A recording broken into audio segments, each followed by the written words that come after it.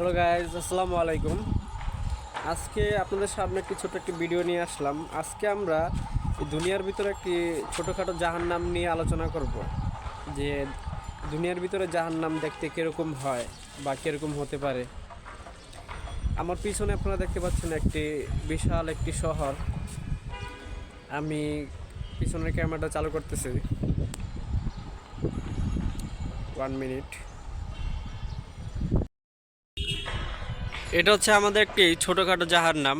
আপনারা দেখতেই পাচ্ছেন কি বিশাল সুদীর একটা বড় জাহান্নাম বললেই চলে।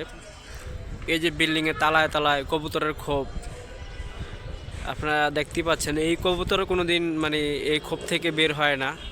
দিনের পরে দিন, রাতের পর রাত এই খোপের ভিতরেই কাটিয়ে দেয়। আমি বর্তমানে অনেক উপরে আছি, অনেক বাতাস, তার জন্য হয়তো কথাগুলো ক্লিয়ার শোনা যাচ্ছে না। এটা হচ্ছে ঢাকা শহর। ভিডিওটি আমি আরেকটু উপরে উঠলে হয়তো ক্লিয়ার দেখা যাবে। আমি একটু উপরে উঠি। আমি এখন আরেকটু উপরে উঠছি, একতলা। তাহলে কিছু আলোচনা করা যাক এই বিষয়গুলো নিয়ে। আপনারা যে দেখতে পাচ্ছেন যে কবুতরের খোপগুলা মাটি দিয়ে তৈরি করা, যদি কোনো ধরনের বড় ধরনের ভূমিকম্প হয় তাহলে এই কবুতরের খোপগুলার অবস্থা কী হবে? আপনার কোনো আইডিয়া আছে?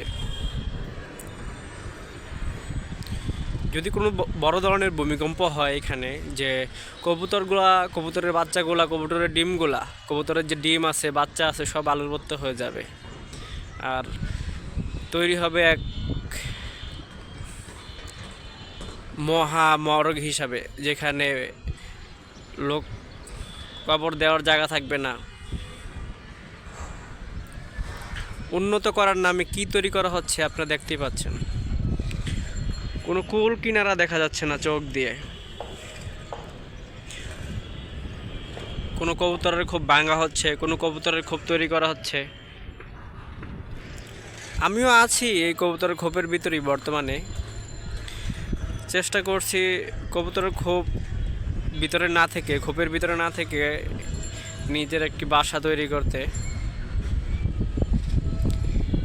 আপনারাও কে কে এই কবুতরের ভিতরে থাকেন, কবুতরের খোপের ভিতরে থাকেন, কমেন্ট করে জানাবেন।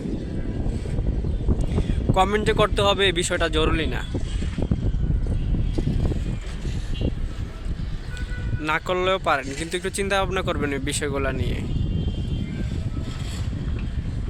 আমি আরেকবার একটু কবুতরের খোপগুলো দেখিয়ে ভিডিওটি শেষ করছি।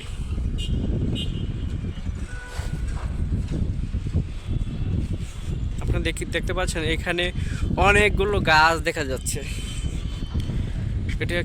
এটা হচ্ছে একটা সরকারি কোয়ার্টার, তার জন্য এই জায়গায় অনেক ফ্রি স্পেস আছে।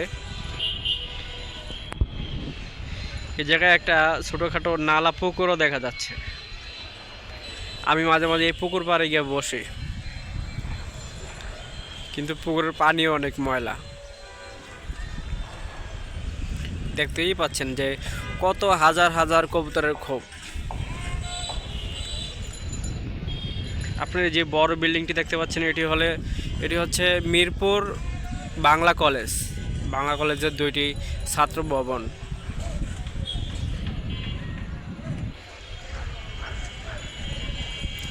এই 2টি বিল্ডিং দেখতে পাচ্ছেন, এটির পাশে একটি হচ্ছে গার্মেন্টস, যেখানে হাজার হাজার লোক কাজ করে।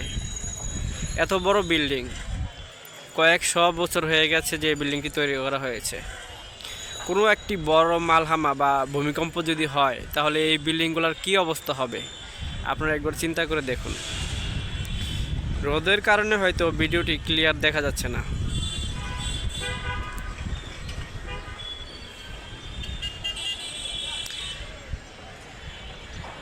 তো বিষয়গুলো নিয়ে আপনারা একটু চিন্তা ভাবনা করবেন এবং মতামত শেয়ার করবেন আমাদের সাথে।